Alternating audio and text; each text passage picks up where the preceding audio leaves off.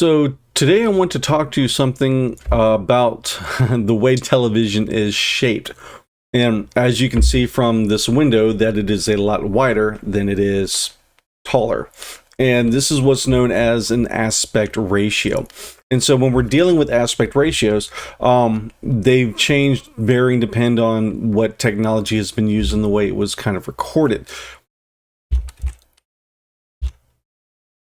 So the first type of an aspect ratio, what it is, it's a ratio from its width to its height. And the two most common aspect ratios used in the world of television has been 4:3, which has also been known as 1:3, 33:1, or standard definition. The second type is known as 16:9, and this is also known as 1.78:1 or widescreen or HD. And so back in the late 90s, early 2000s, we had a transition of the way we handled video. And we started moving things from what was known as standard definition into a higher definition. We were grabbing more information and broadcasting it out, but we also changed the screen size, and that became part of a mandate from the FCC to how we would distribute video. So with the first generation and the older television screens that were in play were known as 4:3. When that first cathode ray tube was created, it was again a 4:3 resolution. So for the shape, it was only 33% wider than it was taller. It was basically it looked pretty square in its shape, but there was a little bit of a difference into it. Now 16:9 is the native aspect ratio for most high definition programming. It's 78% wider than it is tall, and it's fully 1/3 wider than the 4:3. So much wider technology that's going into it. And the ratio comes in measuring units.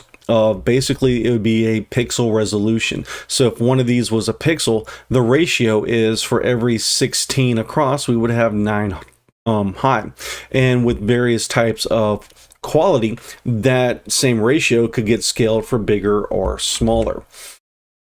And so when we're talking about things like 1080p, again, that P stands for a progressive scan. So it's going back and it's drawing each individual vertical lines.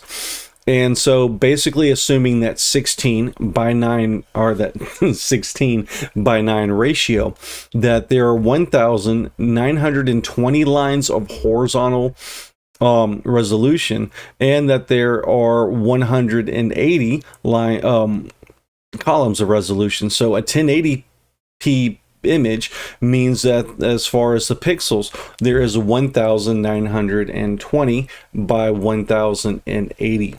And then we can take that as our basic resolution and expand it for higher technologies. So when we first came out, DVDs came out at like a 720 by 480. And so this was a 480 technology, and this was all the information, and I'll just disappear for a sec. This is all the information that you could fit into this resolution, that 720 across by 480. And then we started moving into a higher definition, the 1280 by 720. And so we could get a little more information on the screen. By the time we got into standard high definition of 1920 by 1080, we were able to see we could process a good bit of information. And then we're currently sitting at about the 4K resolution, and we're starting to move up into the 6K, and then we're going to wind up getting into things like the 8K, 10K as technology moves on and takes us on to the next field. So with about when we transitioned into 4K about 2014, we were running into a problem that things like Netflix and YouTube, they were the first companies to announce plans for offering 4K or UHD video via the internet. Now, UHD was 4 times the data and information of standard high definition. And so because of this, we weren't able to easily broadcast this information. So you could not get 4K video on your phone. You could not get 4K video over the air. You would have to have a straight internet connection from the source of the internet to your playback device. So if you were initially playing video back on like a a 4K Roku or Apple TV, you had to make sure that device was hard plugged into the internet as opposed to just trying to get a signal over Wi-Fi. Now, due to better compressions like the H.265, H.266, we're able to get more information in a smaller bandwidth and smaller data packet. So we are starting to get to the point where you are beginning to see some 4K video coming out over a broadcasted signal. But in 2014, when it first came out, it was impossible to look at these higher quality videos without it either being on a Blu-ray disc, or a solid media, or playing it locally through your network and not using any type of wireless streaming. And so that's starting to get us to the point where we're moving into 4K. 5K we just kind of jumped and went straight into like 8K, and then we're going to move into 10K to take up even more of that.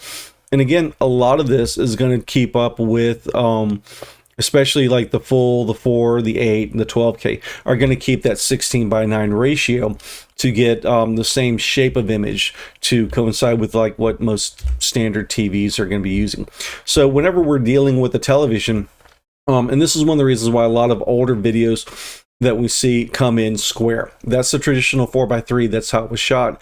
That's how a lot of animations were created for that square 4:3 image.